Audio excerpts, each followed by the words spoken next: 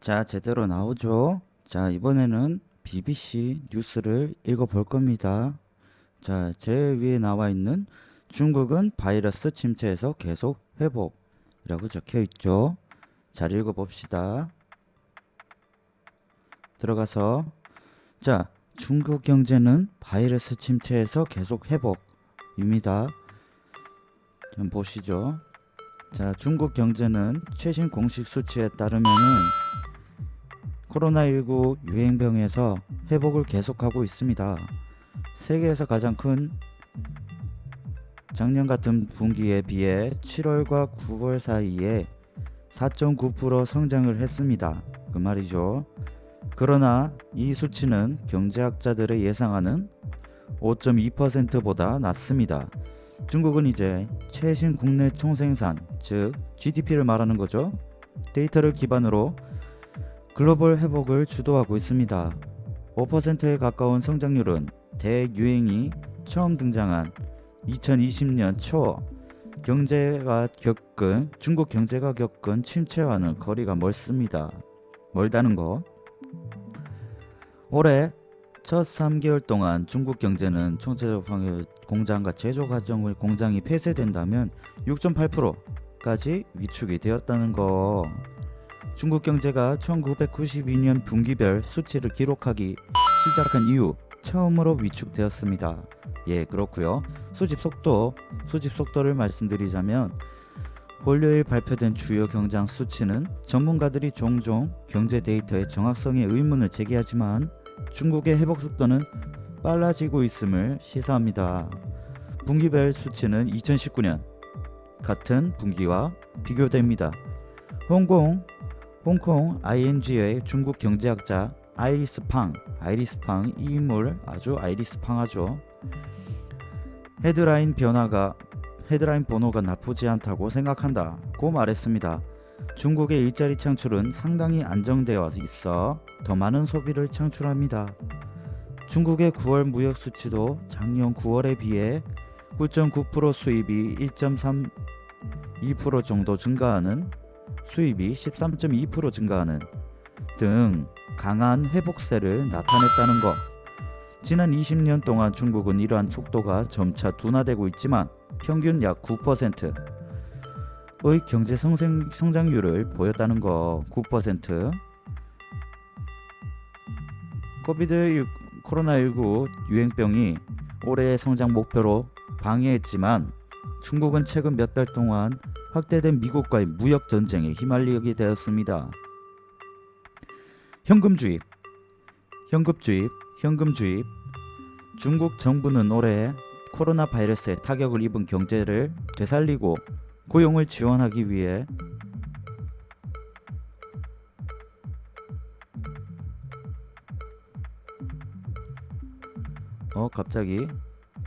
갑자기 번역기가 고장이 났네요. 잠깐 기다려 주세요.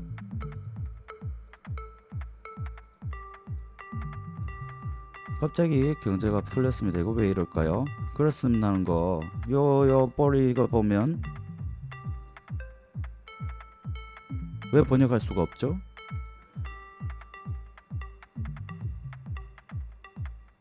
왜 갑자기 읽다가 번호가 이렇게 되죠? 잠깐만 기다려 주세요. 자, 새로 고침 한번 해보겠습니다. 인터넷이 갑자기 끊겨버렸죠. 자, 번역도 계속 해서 읽어보도록 하겠습니다. 순간 인터넷이 끊겨서 이런 점 양해 부탁드립니다. 자, 말했죠. 현금 주입했죠. 이러다 자, 현금을 주입하기 시작했습니다. 중국 정부는 올해 코로나 바이러스의 타격을 입은 경제를 되살리고자 고용을 많이 했고 중앙은행은 광범위한 여행 제한이 이 경제 활동을 방해한 후 올해 초 정책 지원을 강화했지만 최근에는 추가 방안을 보류했습니다. 리커창 총리는 이번 달 초 리커창 총리가 중국이 연간 경제 목표를 달성하기 위해 고된 노력을 기울여야 한다고 경고했습니다. 올해 2분기 중국 경제 성장률은 반등을 시작으로 3.2%에 달했습니다. 도쿄 다이이치 생명연구소의 수석 이코노미스트인 요시히코 시마마이는 중국 경제는 수출 등 반등을 힘입어 여전히 회복 경로에 있다고 말했습니다. 하지만 코로나 바이러스로 인한 저항력이 완전히 사라졌다고는 말할 수 없습니다. 이렇게 말했습니다. 그리고 로빈 브랜드 BBC 중국 특파원은 중국 경제는 다른 코로나19 피해 국가에서 상상할 수 없을 속도로 성장하고 있다고 말했고, 일부 정부의 부양책과 함께 바이러스를 통제하기 위한 드라코니안 봉쇄 조치는 잘 작동되고 있는 것으로 보입니다. 4.9%의 성장률은 4.9%의 성장률은 일부 예측보다 약간 낮은 반면 국가 통제 활동이 좋은 지표인 산업 생산량은 기대 이상이었다는 거 잘 알아두고요. 중국 공산당 통치자들은 공급 증가를 원했지만 소매 판매는 예상보다 느렸었다는 거. 그럼에도 불구하고 가장 중요한 서비스 부분이 반등하면서 회복이 확대되고 있는 것으로 보입니다. 국내 관광객과 여행자는 아마도 해외에 갈 수 없다는 것을 의미하는 글로벌 규제로 인해 집에서 돈을 쓰면서 회복을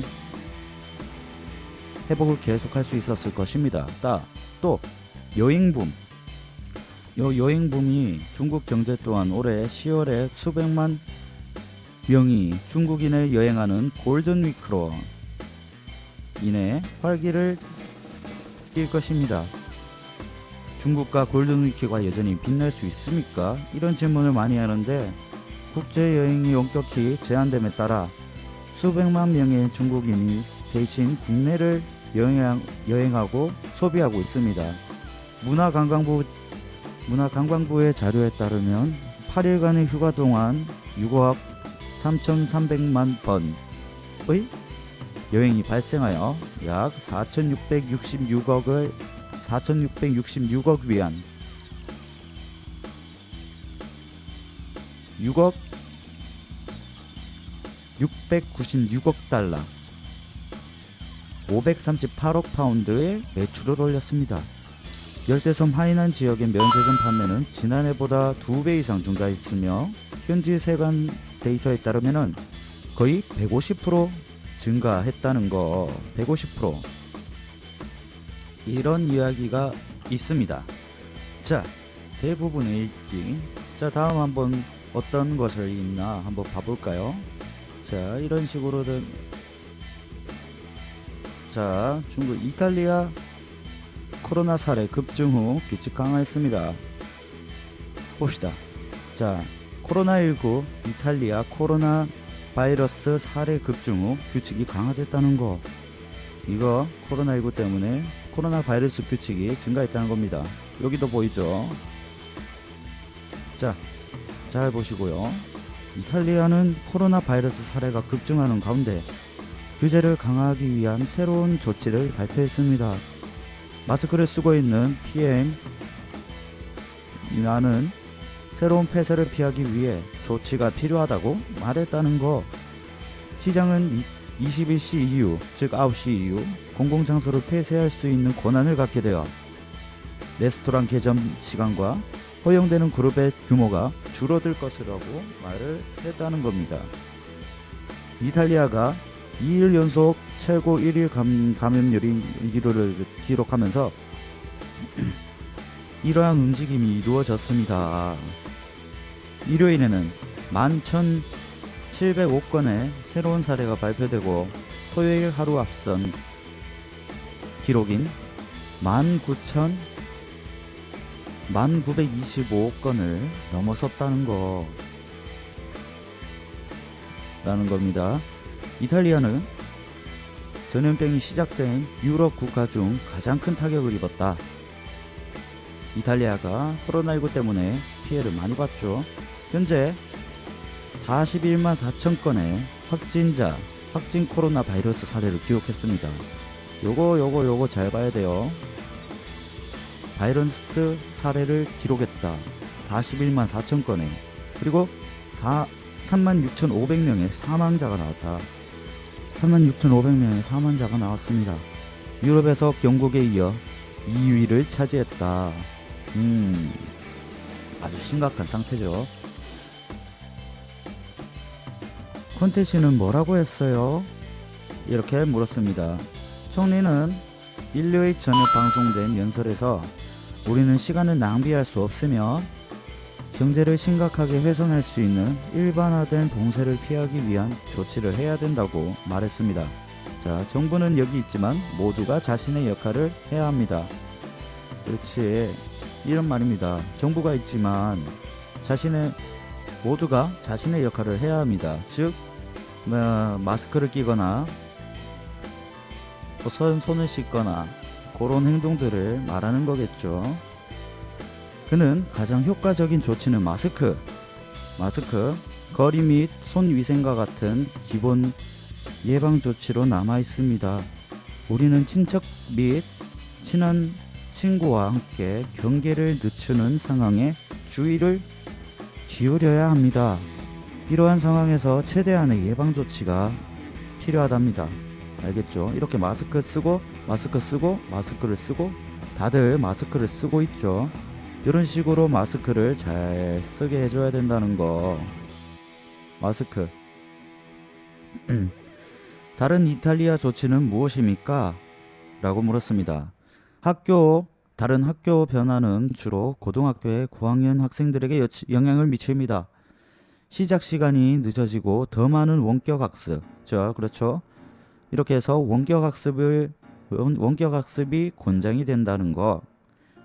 바나 레스토랑은 자정에 문을 닫지만 18시 이후 6시 이후에는 테이블 서비스만 허용이 된다는 거. 테이블 서비스만 허용이 돼요. 한 그룹의 최대 인원은 6명입니다. 그 이상 모이면은 안 된다는 거죠. 지역 및 회의 축제가 중단됩니다. 정말 가슴 아픈 일입니다. 축제가 중단이 된다니. 그런데 이런 코로나19 때문에라도 중단하는 게 어찌 보면 맞다고 생각을 합니다. 아마추어 접촉 스포츠는 중지해야 됩니다. 자, 접촉 스포츠라는 게 몸을 떼고 그런 거를 말하는 거겠죠. 몸을 부딪히며 호흡이 오고 가는, 가까운 곳에서 호흡이 오고 가는 그런 접촉이 있는 스포츠는 중지해야 된다는 거. 체육관과 수영장은 7일 이내 새로운 프로토콜을 적용해야 된다는 거. 자, 이런 식으로 진행이 되고 있습니다.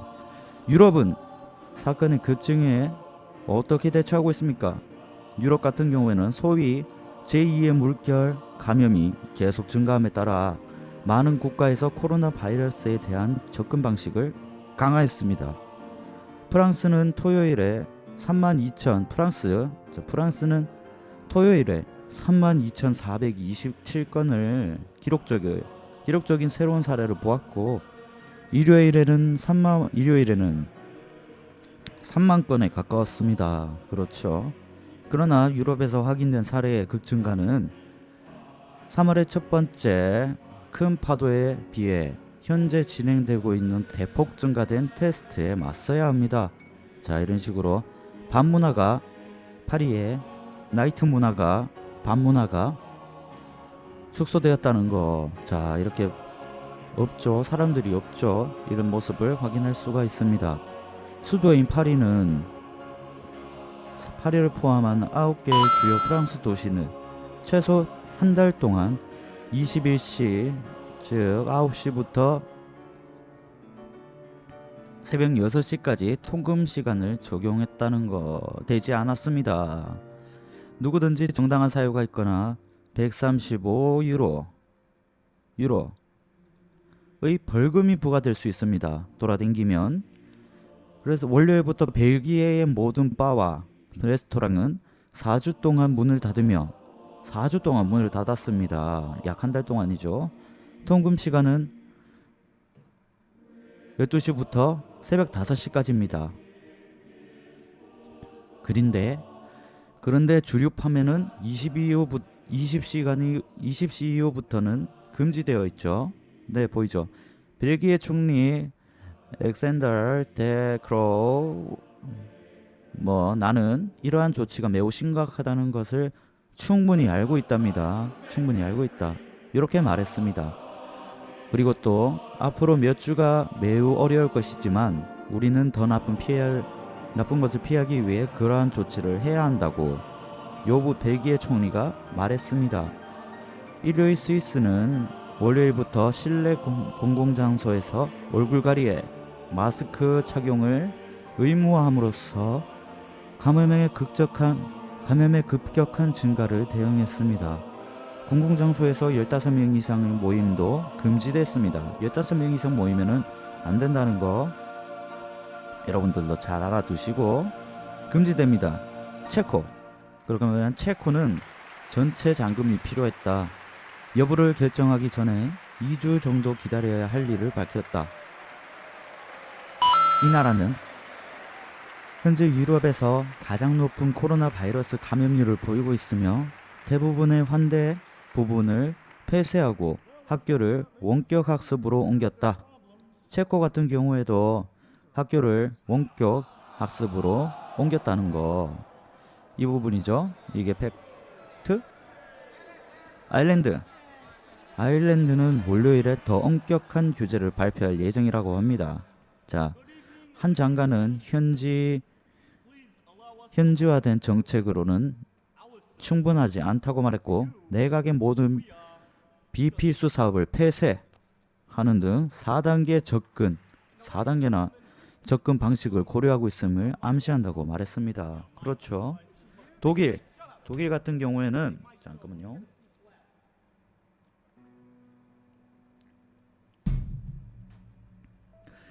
독일은 토요일에 매일 새로운 감염을 기록을 세웠고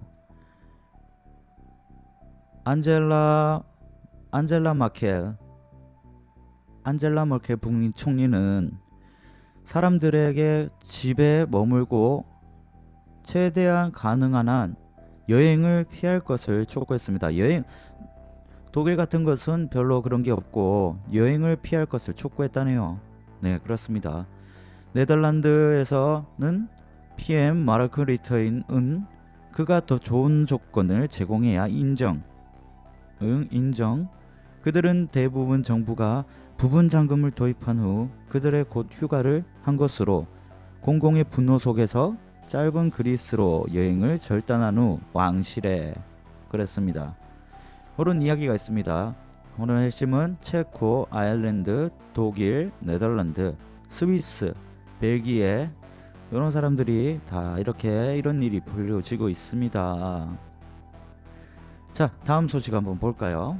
이탈리아는 참수된 프랑스 교사인 지원하기. 수천 명이 프랑스 교사를 공격. 자, 참수된 사무엘 패티를 기리기 위해 집회를 개최했습니다. 자, 이거 영상은 따로 틀어드리지 않겠지만 사람들이 이렇게 집회에 모여서 사무엘 패티를 지원하는 집회 현장이 보이죠. 자, 그렇습니다. Freedom of Speech. 좋은 말입니다. 선지자 무하마드의 만화를 제자들에게 보여준 후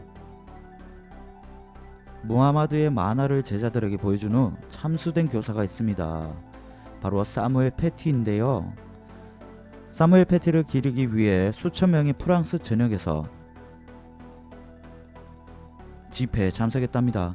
파리의 레플리 광장에 있는 사람들은 저는 이렇게 말했습니다.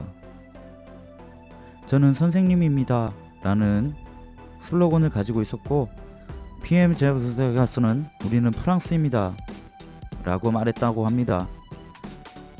어브라카나 에리라는 이름의 남자는 금요일 파리 근처에서 패티를 살해한 후 경찰에 의해 총을 맞아 숨을 졌습니다. 그렇죠. 총을 쐈던 거죠. 아주 나쁩니다. 11번째 사람의 조사의 일환으로 체포되었답니다. 체포에 대한 자세한 내용은 공개되지 않았는데요. 살해 직후 용의자에 가까운 친척 4명이 구금됐다. 토요일에는 학교 학생의 아버지와 프랑스 언론이 급진적인 이슬람주의자로 묘사한 설교자를 포함해 6명이 더 참석했다는 것. 엠마누엘 마크롱 대통령은 이 공격이 이슬람 테러 공격의 모든 특징을 내포하고 있으며 교사는 표현의 자유를 가르쳤다 는 이유로 살해당했다고 말했습니다. 참 문화란 게 참 그렇습니다.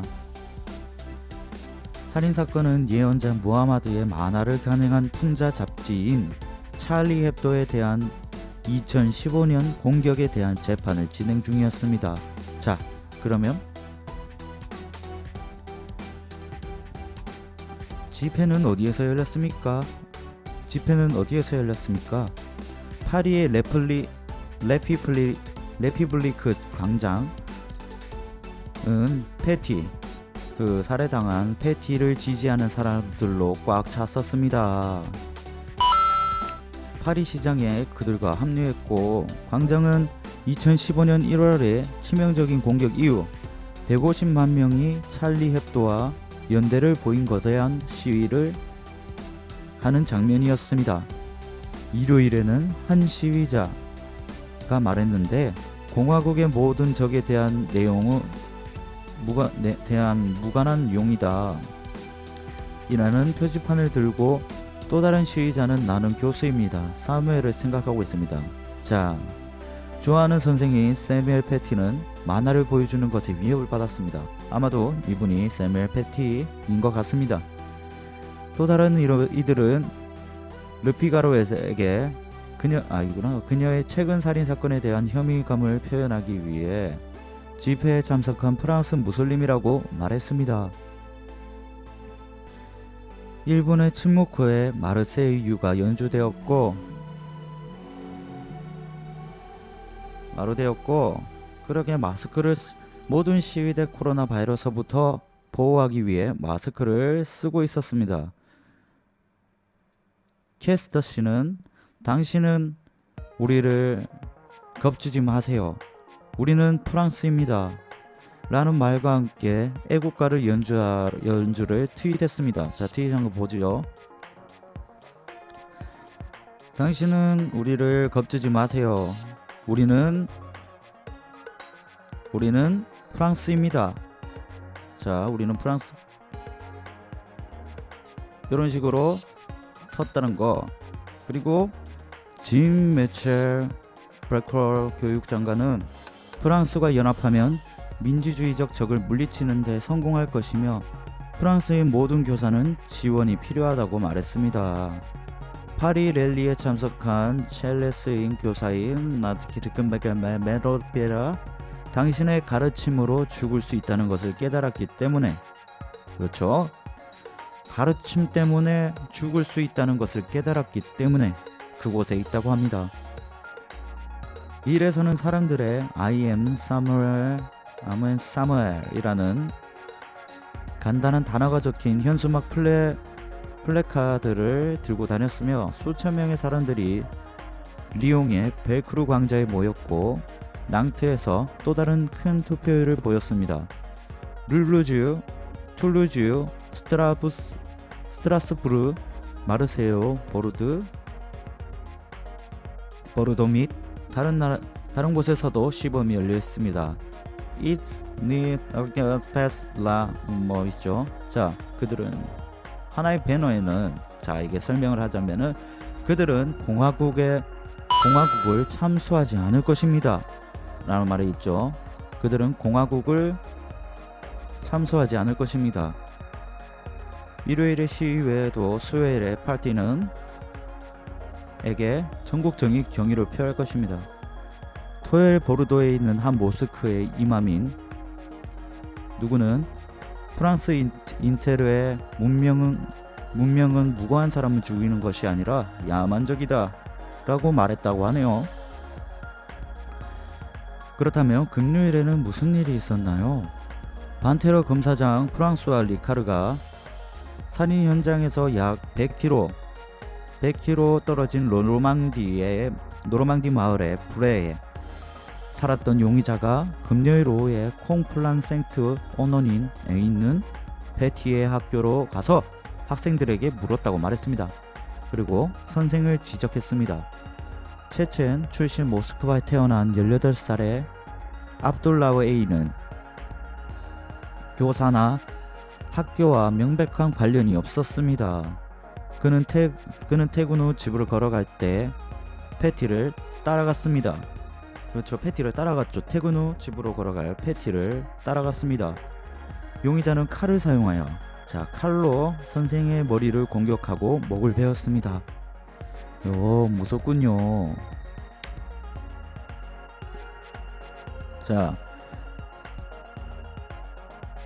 증인들은 공격자가 너를 외치는 것을 들었다고 합니다. God is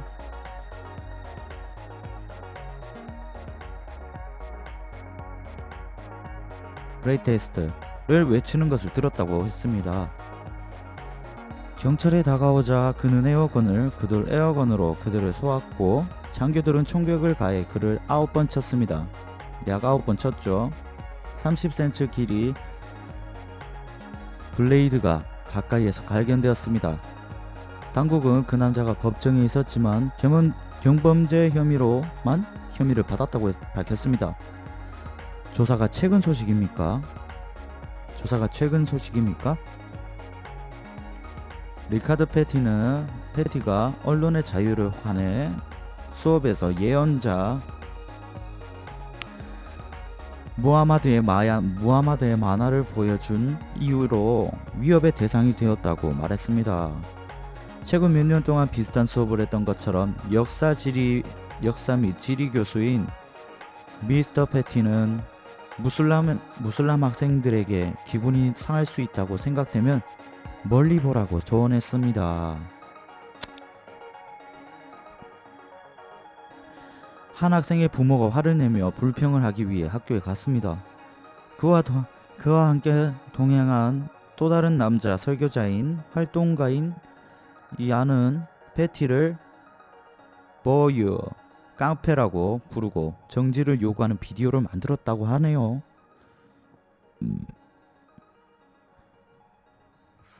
야는 프랑스 정부국에게 수년간 알려졌다고 합니다. 그와 아버지는 이제 구금되어 있다고 하네요. 이런 일이 있었습니다. 다음 소식 한번 볼까요? 어떤 이슈를 볼까 싶은데 요거 한번 볼까요? 알리바바가 중국 쇼핑객들에게 목을 졸라매다 그런 말이겠죠? 중국의 대기업인 알리바바는 선도적인 대형 슈퍼마켓 및 슈퍼마켓 체인 인터넷 리테일링을 장악할 예정이래요. 이 기술 거물은 오프라인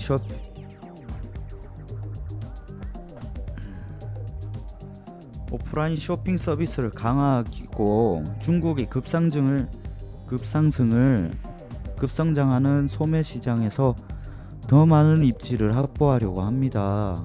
알리바바가 이미 중국의 최대 전자상거래 업체이며 세계 최대의 온라인 마켓 플레이스인 타오바오를 소유하고 있답니다. 써나트는 현재 프랑스에서 가장 부유한 가족 중 하나인 리즈 가족 투자 단위에 의해 관리되고 있습니다. 알리바바는 홍콩에 상장된 써나트 지분을 약 21%에서 72%로 높이기 위해 280억 홍콩 달러, 미아로 36억 파운드, 20억 파운드를 지불할 예정이라고 하네요. 대형 슈퍼마켓 브랜드인 H&M 및 PT마트를 운영하고 써나트는 중국의 481개의 대형 슈퍼마켓과 3개의 중형 슈퍼마켓을 보유하고 있다고 합니다. 알리바바는 2017년 슈퍼마켓 체인과 전략적 제휴를 맺고 매장을 디지털화했으며 당시 회사에 홍콩 달러로 224달러를 40억 달러를 투자를 했다고 하네요. 자, 무역에 대한 단순한 견해는 영국을 해칠 것이라고 이 사람이 말했습니다. 쇼핑 재편, 코로나19 전염병이 소비자 라이프 스타일과 기업 운영의 디지털화를 가속함에 따라 써나트에 대한 이러한 노력은 우리의 새로운 소매 비전을 강화하고 완전히 통합된 경험으로 더 많은 소비자에게 서비스를 제공하는 데 기여합니다. 라고 데넬 장 회장 겸 CEO 알리바바가 이렇게 말을 했다고 하네요. 자, 써나트의 모든 오프라인 매장은 알리바바의 플랫폼에 통합되어 1시간 반나절 주문형을 배송을 제공한다고 하네요. 이는 온라인 음식 배달 서비스 플랫폼인 L.me와 같은 물류 자화사인 야를 포함한 다른 알리바바 비즈니스와의 파트너십을 통해 이루어집니다. 야, 안돼, 젤로와 알리바바 문 닫아. 문 못 닫지? 알리바바는 또한 온라인 결제 주스 세상의 주요 업체가 되고 있으며 금융기술 부분인 엔트그룹은 이달 말 중국의 홍콩의 주식을 성장할 예정이라고 하네요. 자본 조달을 위해 350억 달러의 목표를 가지고 있는 것으로 보고되었기 때문에 이는 사상 최대의 규모의 기업 공개가 될 수 있습니다. IPO 말하는 거죠. 자, 이런 중국 대기업 마트 알리바바에 대한 얘기를 들었습니다. 이런 식으로 대업 내용은 이제 뭐를 한번 볼까요? 역시 코로나19가 제일 주된 요소인 것 같습니다. 자, 이거 한번 봅시다. 호주 코로나 바이러스는 빅토리아 사건 감소에 따른 폐쇄가 완화가 될 것입니다. 야외 운동이나 사교에 더 이상 시간 제한이 없다는 거 좀 낮췄다 이 말이겠죠? 공무원들은 100일 이상의 봉쇄 이후 빅토리아 주의 엄격한 코로나 바이러스 제한을 완화하고 있습니다. 좀 완화시킨 것 같습니다. 그러니까 이런 사람들이 이제 밖에 좀 돌아다니고 그러는 거겠죠? 자, 10월 19일부터 멜버른 사람들은 운동이나 쇼핑을 위해서 최대 25km까지 이동할 수 있습니다. 좀 바뀌었죠? 서로 다른 두 가구에서 최대 10명의 모임이 허가됩니다. 자, 이제 10명 이상의 모임이 허용이 된다네요. 야외 사교 및 운동에 더 이상 제한 시간이 없습니다. 자, 이제 사람들을 제한 시간이 없다는 거니까 이렇게 운동도 하고 그러는 거겠죠. 자, 미용실, 테니스 코트, 골프 코스 및 스케이트 공원 재개장을 하며 코로나19에 대한 사항이 적용됐습니다. 또한 빅토리아 지역에서는 이제 성인 2명과 어린이 2명이 다른 사람의 집을 방문할 수가 있습니다. 환대 장소는 70명의 외부 고객과 40명의 내부 고객을 수용할 수 있다네요. 다니엘 앤드류스 주 총리는 이러한 변화가 모든 사람이 원하는 것이 될 수 없다는 것을 알고 있습니다. 라고 말했습니다. 하지만 우리는 안전하게 밟을 수 있는 단계는 삶에 조금 더 쉽게 만들어 줄 수 있을 것입니다. 규칙을 따르고 멜버른의 수를 빅토리아 지역만큼 낮춰주십시오. 그러면 우리 모두가 주 주변을 자유롭게 이동할 수 있을 것입니다. 자, 빅토리아 안드레아 기우스는 조금 더 쉬울 것, 삶이 조금 더 좋아질 거라고 이렇게 말했다고 합니다. 그렇죠. 주 공무원들에 대한 12월 2일에 소규모 그룹을 가정 방문을 허용했고요. 소규모 그룹의 가정 방문 허용했다. 사람들의 집을 떠날 수 있는 이유에 대한 제한이었고, 더 많은 사업체의 재개 및 대규모 모임을 포함하여 제한을 더욱 완화하기를 희망한다 한 것입니다. 그러나 많은 사업주들의 재개설이 불가능하니 엄격한 제한이 남아있다는 점에 불만을 품고 있습니다. 자, 아직 그 불만을 많이 품고 있다는 거죠.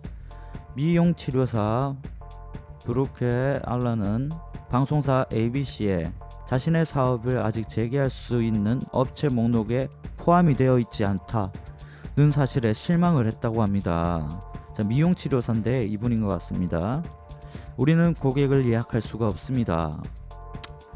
우리는 너무 많은 다른 날짜들을 있었습니다. 라고 그녀는 말했습니다. 항상 림포에 있는 것만으로도 정말 힘들었다. 정말 힘들고 어렵다. 스콧 모리슨 총리는 엄격한 통제를 완화하기로 한 결정에 환영했지만 기업의 좌절과 우려에 공감했습니다. 기업의 좌절과 우려에 공감했다고 했습니다. 그는 재무장관과 보건부 장관과의 공동 성명서에 빅토리아의 두 번째 물결을 통제하기 위해 매일 빅토리아가 제한을 받고 있다고 말했습니다. 행사에서 이제 시위대와 경찰 사이에 다툼이 있었다고 하네요. 그리고 옷이 다 찢어지고 그렇게 된 거겠죠? 그와 그의 정부는 사건 수가 감축함에 따라 최근 몇 주 동안 빅토리아에 대한 완화를 더 빠르게 완화하도록 촉구했다. 빅토리아 보건국에 따르면 주 정부는 일요일 지난 24시 동안 2건의 사례를 기록했습니다. 이는 8월 4일에 제출된 지일인 687보다 낮았다. 전체적으로 호주는 대유행이 시작된 이후 2만 7천 건 이상을 감염을 기록했습니다. 최근 새로운 사례 수가 감소하여 10월 2일 뉴질랜드와 여행 거품을 열 수 있었다. 첫 번째 여행자는 금요일 오클랜드에서 시드니에 도착했습니다. 그러나 그들은 이미 55명의 도착자들이 시드니에서 빅토리아로 여행하면서 문제에 봉착했습니다. 원래 합의에 따르면 그들은 의무적인 격리 없이 뉴 사우드 웨일즈와 노던 테리토리에만 머물 수 있었습니다. 빅토리아 보건당국은 당국의 현지 코로나 바이러스 규정에 대한 멜버른 공항에 들어오는 항공편을 계속 만나고 도착하는 승객에게 정보를 제공한다고 말했습니다. 소호주 갈리들은 또한 뉴질랜드에서 23명이 주에 도착했다고 발표했네요. 그들은 모두 격리되고 있습니다. 자, 폐쇄가 되었죠. 이렇게 오지 말라고 폐쇄가 되었어요. 폐쇄됨에 따라 호주 두 주에 걸쳐있는 도시 간의 경계가 폐쇄되었습니다. 자, 폐쇄가 되었죠. 주 거리에서 이렇게 폐쇄가 된 겁니다. 이렇게 막고 있는 거 보이죠?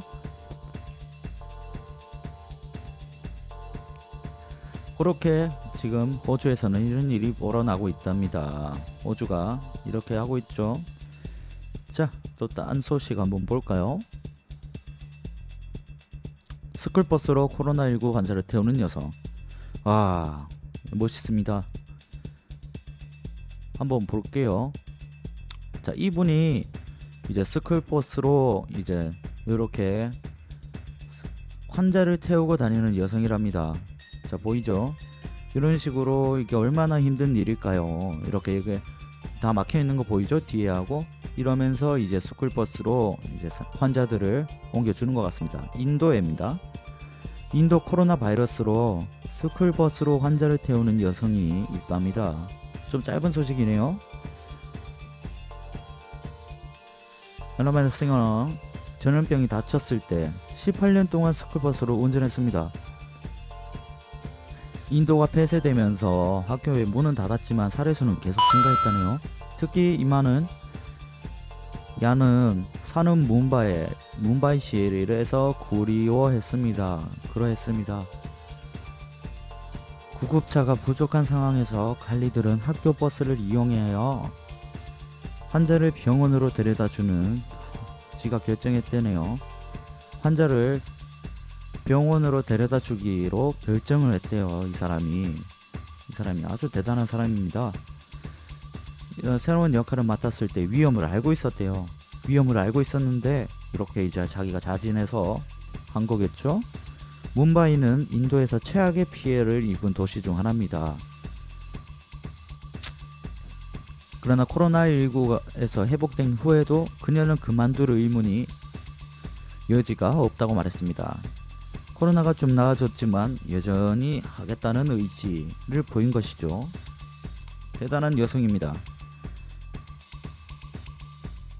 자, 다음 소식 한번 볼까요?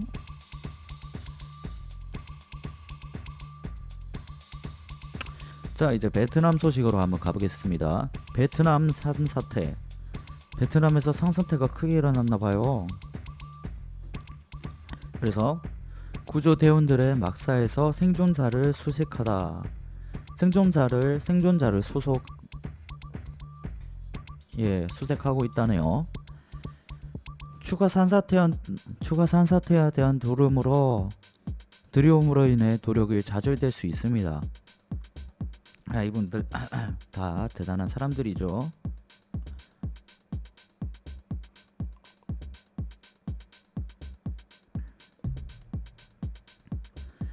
베트남에서 수년간 최악의 홍수가 싸우면서 막대한 산사태로 막사에 묻힌 11명의 군인을 찾기 위해 열광적인 수색을 진행 중이라네요.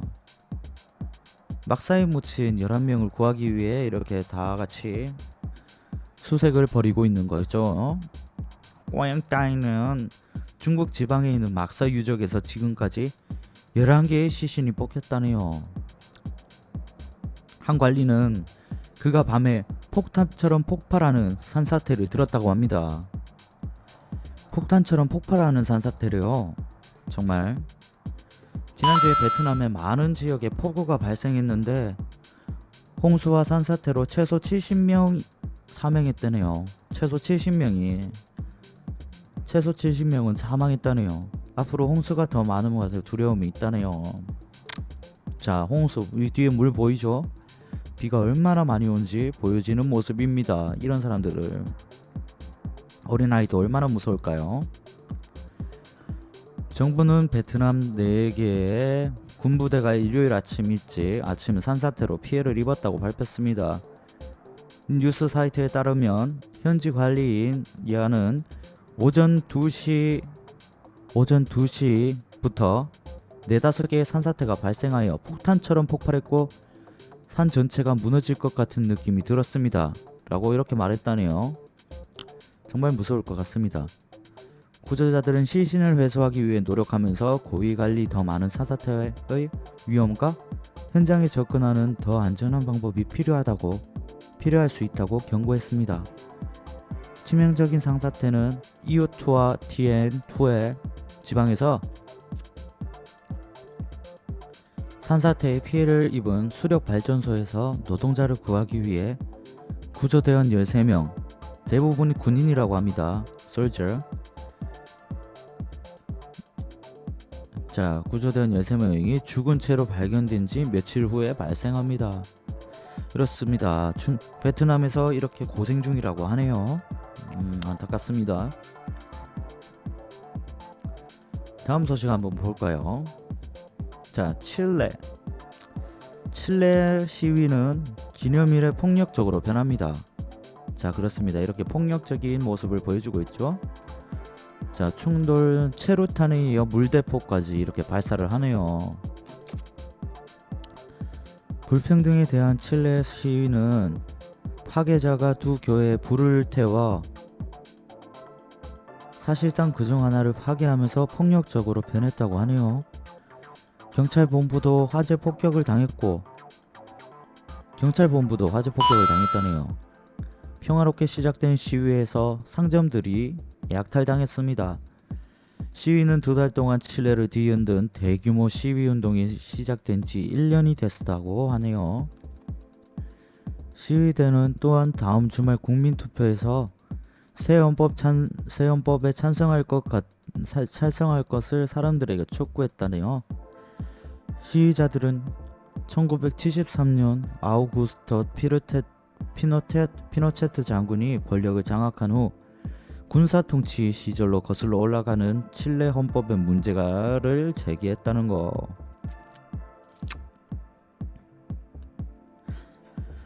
경찰은 18일 경찰 18명이 부상을 입었고 빅터 페레즈 내무부 장관은 국민투표에서 자신의 의견을 들어달라고 촉구했다네요. 페레즈는 이러한 폭력 행위를 수행하는 사람들의 칠레 사람들의 민주적 수단을 통해 우리 문제를 해결하는 것을 원치 않는다며 범죄를 저지른 사람들을 처벌하겠다고 약속했습니다. 자, 이런 식으로 레이저를 쏘기도 하고 그러네요. 무언가를 방금 던지기도 하고 체류탄을 피해서 체류탄이 날라오니까 이렇게 마스크나 두건 같은 젖은 수건 같은 것들로 입과 목을 기관지를 보호하는 것 같습니다.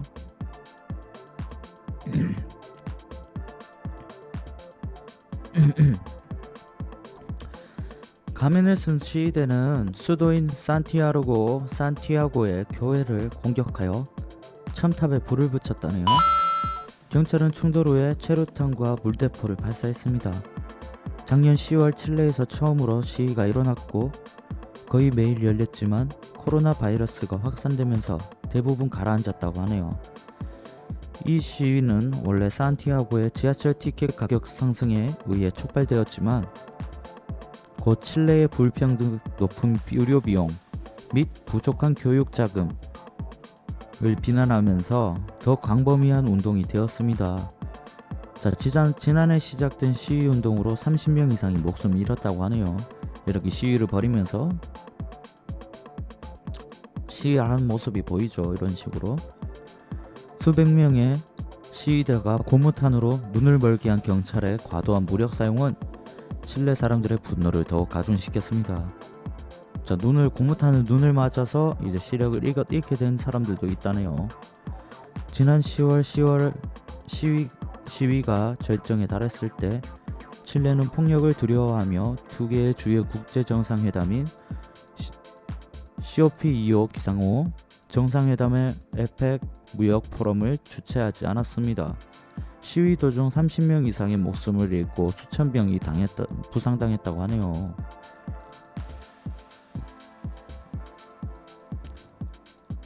세바스티안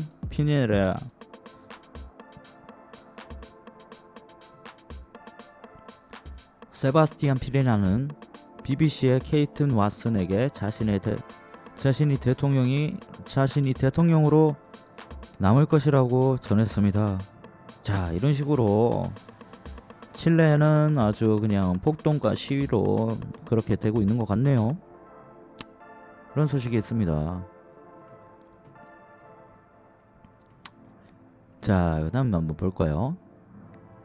3시간 전에서 올라온 소식입니다. 자, 브렉시트 성공의 지도자 내부 시장 법안 경고를 발표했다네요. 그렇습니다. 한번 볼까요? 어머나.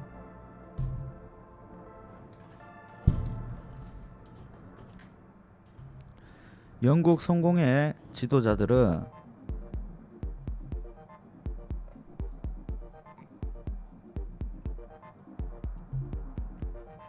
새로운 브렉시트 법안이 재앙적인 선례가 될 수 있다고 정부에 경고했습니다. 내부 시장 법안에 영국은 4개 국가 간의 관계를 손상시킬 수 있다고 캔터베리와 요크 대주교와 스코틀랜드, 웨일즈, 아일랜드의 교회 수장이 말했습니다. 동료들이 이 법에 대한 첫 발언권을 갖기 때문에 발생합니다. 이 법안은 EU 탈퇴 계약의 측면에 대처하도록 허용합니다. 라는 거죠. 반대자들은 그것이 국제법을 위반한다고 주장하고 그것을 중단하거나 수정하겠다고 맹세했다네요. 의원들은 지난달 내부시장 법안을 압도적으로 지지했지만 보리스 존슨이 다수를 차지하지 않는 영주들에게 저항이 예상된다고 말했습니다. 캔터베리 대주교, 웨일즈 대주교 및 이런 사람들은 파이낸셜 타임즈에 희귀한 공동 편지를 썼다고 합니다. 종교 지도자들은 이 법안이 영국과 아일랜드 사이의 평화와 안정에 의존하는 성금요일 협정에 미칠 수 있는 잠재적 영향에 대해 우려를 제기했습니다. 내부시장 법안은 무엇입니까? 자, 이 부분 궁금하죠? 이 법안은 1월 브렉시트 전환 기간이 끝난 후 영국, 스코틀랜드, 웨일즈, 북아일랜드 간의 무역과 같은 영국 내부 시장 운영에 대한 규칙을 제시했습니다. 제안이 어떤 거였냐면 이렇게 세 가지가 있죠. 이 중에서 북아일랜드의 영국에서 영국으로 이동하는 상품에 대한 새로운 슈퍼가 없다. 영국과 EU 무역 거래를 통해 대체 합의에 도달할 수 없을 경우 영국 장관에게 1월 1일부터 시행될 상품의 이동과 관련된 소칙을 수정하거나 취소할 권한을 부여했습니다. 자, 상품의 이동과 관련된 규칙을 이제 수정하거나 취소할 권한을 부여받게 됐다는 거 알아두시고요. 국가 지원에 대한 이전에 합의된 의무를 제시할 수 있는 권한, 기업에 대한 정부의 지원입니다. 자, 이런 식으로 세 가지 제안이 있다고 하네요. 대주교는 물론 이 법안은 국내법에만 관련된 것이 아닙니다. 현재 이 법안은 정부 장관의 국제법을 위반할 수 있도록 준비할 것을 요청하고 있습니다. 이것은 엄청난 도덕적, 정치적, 법적 결과를 가져옵니다. 우리는 이것이 재앙적인 선례를 만들 것이라고 믿고 있다네요. 이후 북아일랜드 영국 사이에 이동하는 상품에 대한 수표 및 북아일랜드 사업에 대한 보조금과 관련된 법안의 조항을 제거하지 않으면 법적 조치를 취할 것이라고 영국에 경고했습니다. 자, EU가 이제 영국에 경고를 했다는 거. 정부는 북아일랜드 프로토콜과의 차이가 양측에 수립한 공식적인 해결 절차를 통해 해결할 수 없을 경우 영국 내부 시장을 보호하기 위해 필요한 안전망이라고 설명을 했네요. 안전망이라고 말했습니다. 자, 마이클 고브가 우리는 EU가 그들의 입장을 바꾸길 바랍니다 라고 말했습니다. 마이클 고브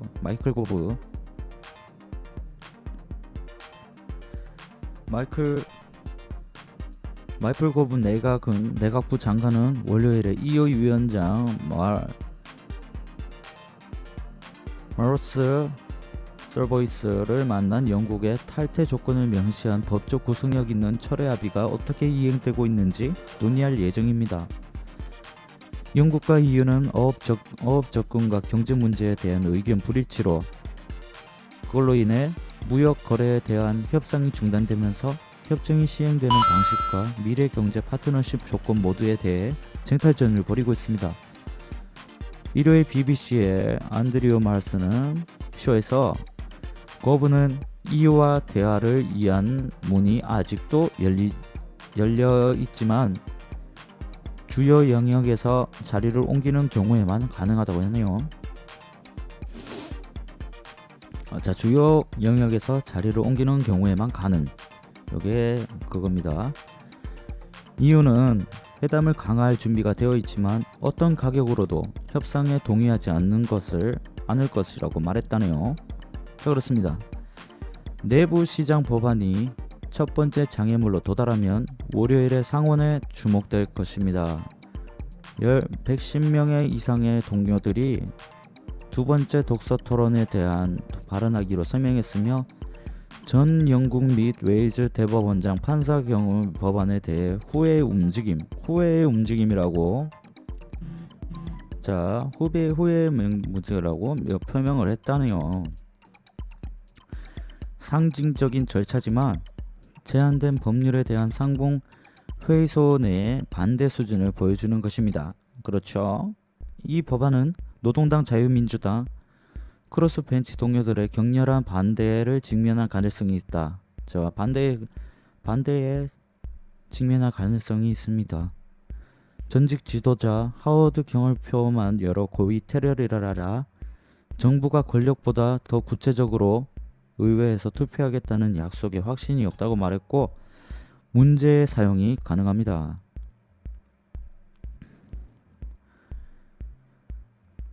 금요일에 발표된 매우 비판적인 보고서에서 롤스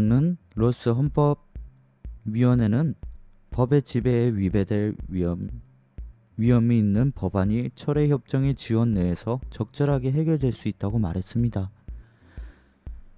그리고 롤스 위원회가 EU가 선의로 협상을 실패했다는 증거가 거의 없다고 말했다네요.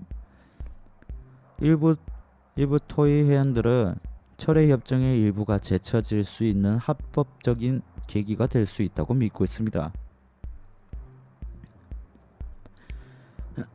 한편 기업들은 브렉시트 이후에는 새로운 규칙 거래에 잡히지 않도록 준비를 강화할 거라고 지시를 받았다네요. 잡히지 않도록 준비를 강화하라는 지시. 자, 이걸 받았다네요. 자, 여기도 이렇게 표시가 됐습니다. 빨갛게. 기업들은 시간이 부족하다라는 새로운 홍보 캠페인에서 1월 1일 마감일에 집중할 것이라고 촉구하고 있습니다. 자, 이런 식으로 돌아가고 있네요.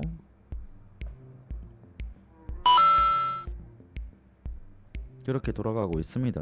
자, 이제 어떤 이야기들을 한번 볼까요? 자, 이런 소식들이 있고 다음 소식들을 보면은 자, 메나 같은 데이터를 봅시다. 자, EU 어린이 데이터 처리에 대한 인스타그램 조사를 했다네요. 자, 인스타그램은 아일랜드 DPC가 플랫폼에서 아동의 개인 데이터를 처리하는 문제를 조사하고 있습니다. 아동의 데이터를 처리하고 야들이 아동이에요. 이런 데이터들을 인스타그램을 하는 모습이겠죠. 자, 데이터를 처리하는 문제를 조사하고 있습니다. 자, 인스타그램이 이 개인정보보호법을 위반하는 것으로 밝혀지면 소셜미디어 웹의 소유자인 페이스북은 큰 벌금에 처해질 수 있답니다.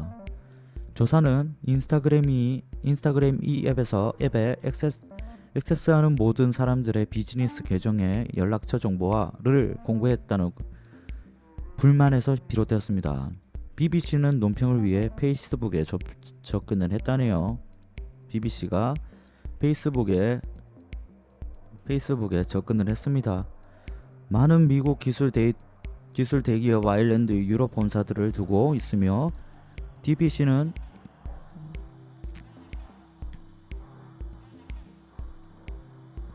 (2018년) 발효된 EU 일반 데이터 보호 규정 자 GDPR에 따라 유럽 연합 주요 규제 기관이래요. 자, 이제 DPC는 개인의 온라인 프라이버시 권리를 보호할 책임이 있으며 큰 벌금을 부과할 권한이 있다고 하네요. DPC가 이제 권리를 보호할 책임이 있으며 큰 벌금을 부과할 권한이 있다는 거, 권한이 있다는 거를 알아두고요. 아일랜드 규제 당국은 페이스북이 아동의 개인 데이터를 처리할 법적 근거를 사용할 수 있는지, 그리고 아동을 위해 인스타그램에 적절한 보호 및 제한을 적용하고 있는지 조사하고 있다네요. 이와는 별도로 페이스북이 인스타그램의 프로필 및 계정 설정과 관련하여 GDPR 요구사항을 준수했는지 여부를 검토하고 있다네요. 페이스북이 취약한 아동의 데이터 보호권을 적절하게 보호하고 있는지 묻고 싶다. 인스타그램 계정을 가질 수 있는 최소 연령은 13세입니다. 자, 인스타그램은 13세부터 이제 인스타그램을 계정을 가질 수 있다네요. 인스타그램은 아일랜드 유럽 전역의 어린이들이 널리 사용하는 소셜미디어 플랫폼입니다. 라고 DPC의 부국장인 말했대요. DPC는 이 부연에 개인적으로 접수된 불만사항을 적극적으로 모니터링하고 있다며 추가 검사가 필요한 인스타그램에서 아동의 개인 데이터 처리와 관련하여 잠재적인 우려사항을 확인했다고 합니다. 자, 인스타그램을 하는 모습이죠. 자, 이제 부모의 걱정. 자, 부모의 걱정을 한번 볼게요. 2019년 2월 데이터 과학자 다비드 스티어는 전 세계 거의 220만 명의 인스타그램 사용자가 프로필을 분석했습니다. 그는 1년 넘게 18세 미만의 사용자가 6천만 명이 이 이상 프로필의 비즈니스 계정으로 쉽게 변경할 수 있는 옵션을 제공했다고 추정했습니다. 인스타그램 비즈니스 계정에서는 사용자가 자신의 전화번호와 이메일 주소를 공개적으로 표시해야 된다는 것, 즉 많은 사용자에게 속한 개인 데이터가 다른 인스타그램 사용자에게 표시가 된다는 거죠. 자, 비즈니스 계정을 사용하면 사용자가 자신의 전화번호와 이메일 주소를 공개적으로 해서 이렇게 다른 사람들의 정보를 표시가 된다는 거죠. 데이터 과학자 다비드 시다가 완전히 낯선 사람이 인스타그램에서 이메일과 휴대폰 번호를 사용하여 어린이에게 연락을 할 수 있다고 우려했습니다. 자, 이런 이메일 주소 같은 것들도 통해서 연락을 할 수 있다고 어린애들한테 연락을 할 수 있다고 하네요. 자, 컴퓨터에서 인스타그램을 사용할 때 액세스한 앱 HTML 소스 코드에도 동일한 개인정보가 포함되어 있어 해커가 긁어낼 수 있습니다. 해커가 아주 해킹해 갈 수도 있죠. 이 사람은 자신이 발견을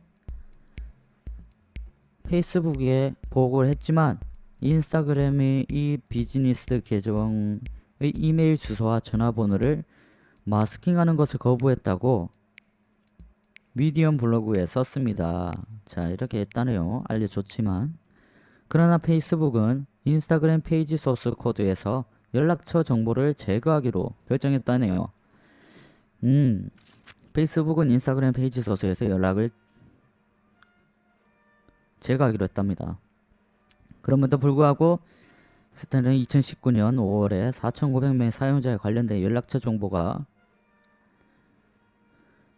인도의 한 회사가 소유한 보호되지 않은 데이터베이스에서 온라인으로 저장되었다는 사실을 밝혀진 후 해커가 인스타그램 웹사이트에 대한 개인정보를 훔치는 데 성공했을 것이라고 믿습니다. 자, 그렇다네요.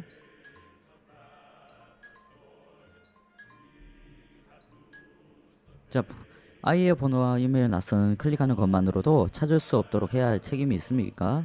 그리고 부모로서 인스타그램이 10대들에게 제공하는 경험이 가능한 성인 감독이라는 것을 확신하고 싶습니다. 자, 이런 식으로 인스타그램에 이런 얘기가 있다는 겁니다.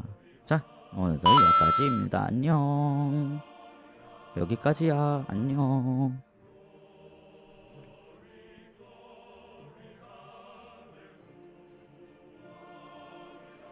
안녕.